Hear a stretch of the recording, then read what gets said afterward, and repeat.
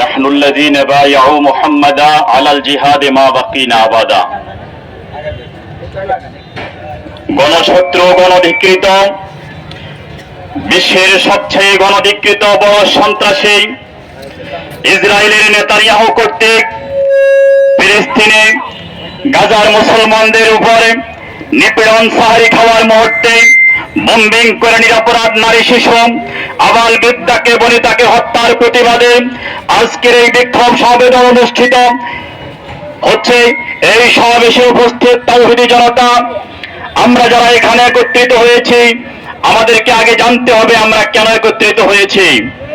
আমাদের একত্রিত হওয়ার প্রথম উদ্দেশ্য, একমাত্র উদ্দেশ্য, আমাদের যেই সকল গাজায় নিরপরাধ ফিলিস্তিনি মা বোন এবং শিশুদেরকে হত্যা করা হচ্ছে, তাদের সাথে সংহতি প্রকাশ করার জন্য আমরা আজকে এখানে একসাথ হয়েছি। এখন আমরা এখানে এত দূর থেকে একসাথ হয়ে গেলাম, উদ্দেশ্য হলো এখন মিডিয়ার যুগে আমাদের দূরে যেতে পারি না, কিন্তু আমরা একত্রিত হয়ে জানিয়ে দিতে চাই, ফিলিস্তিনের মুসলমান ভাই বোনেরা, তোমরা কেন সহস্র মাইল ৬,০০০ কিলোমিটার দূর থেকে আমরা জানিয়ে দিতে চাই, তোমাদেরকে একা ছাড়ি নাই। এই ১,০০০ মাইল দূর থেকে আমরাও তোমাদের সাথে আছি। ফিলিস্তিনের মুসলমানদের ব্যথায় আমরাও ব্যথিত।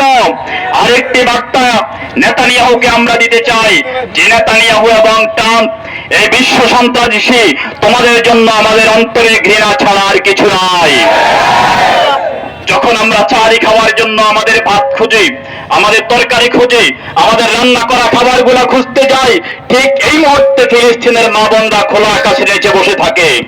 আজকে যখন আমরা ইফতার করতে যাব, 10 রকম 14 রকম আইটেম দিয়ে ইফতার করতে যাব, তখন তারা হয়তো একটু পানি পাবে, অথবা একটু রুটি পাবে, একটা খেজুর পাবে, অথবা কেউ রোজা রাখার মতো রোজা রেখে ইফতার করার কোনো সামগ্রী পাবে না। আপনাকে একটু চিন্তা করতে হবে কি অবস্থায় তারা দিনাতিপাত করছেন। সন্তানের হাত উড়ে গিয়েছে, ডাক্তার দূরের কথা একটা নাফা ট্যাবলেট পর্যন্ত পাচ্ছে না।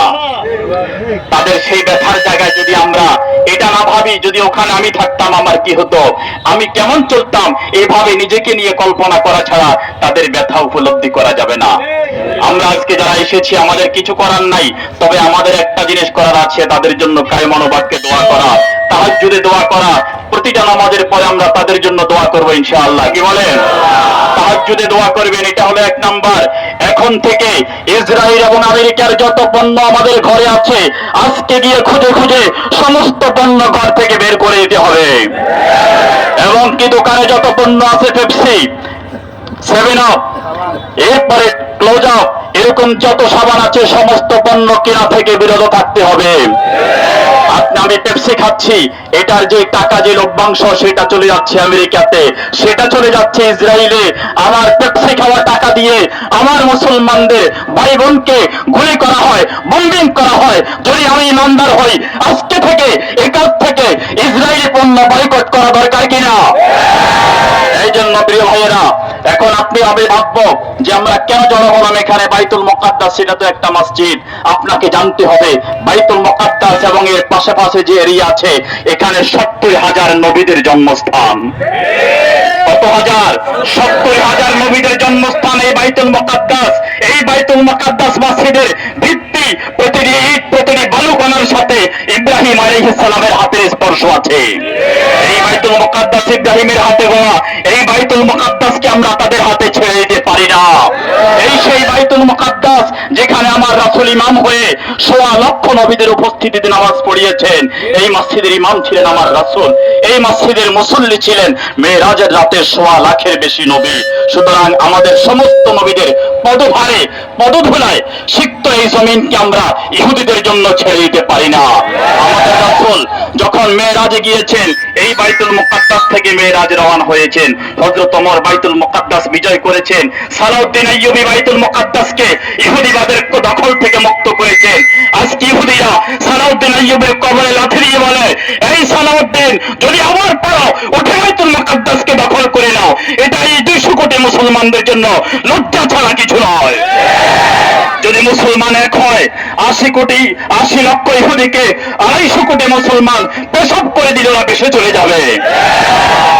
আরবের শাসক, মিশরের শাসকেরা গ্রিল খায়, সব খায়, এটার ছবি তারা ফেসবুকে শেয়ার করে, অথচ তারা ফিলিস্তিনের মুসলমানদের কষ্ট দেখে না। আজকে সিদ্ধান্ত নিতে হবে, আমরা তাদেরকে অন্তর দিয়ে যেমন ঘৃণা করবো, ইমানে দায়িত্ব। 2 নাম্বার, তাদের জন্য দোয়া করবো, এটাই মানে দায়িত্ব। 3 নাম্বার, তাদের জন্য পণ্যকে বয়কট করতে হবে। 4 নাম্বার, আমরা দোয়া করে দেখেছি, দোয়া দ্বারা যদি সব হতো, আল্লাহ রাসূল জিহাদের ময়দানে যেতেন না, আল্লাহ রাসূল তরবারি হাতে নিতেন না, দোয়া দ্বারা যদি কাজ হতো, উহুদে রাসূলের দান শহীদ হতো না। আমরা তো সেই রাসূলের উত্তরসূরি, যিনি উহুদে রক্ত দিয়েছেন, খন্দকে পেটে পাথর বেঁধেছেন, তাইফের ময়দানে রক্তাক্ত হয়ে 3 বার বেহুশ হয়েছেন। দিনের প্রয়োজনে বাইতুল মুকাদ্দাসকে আবার স্বাধীন করতে হলে আমরা দোয়া করেছি, কান্না করে পণ্য বয়কট করব। যদি আবার কখনো জিহাদের ডাক আসে বাইতুল মুকাদ্দাসকে স্বাধীন করার জন্য, আমরা সেই জিহাদের শামিল হব ইনশাআল্লাহ।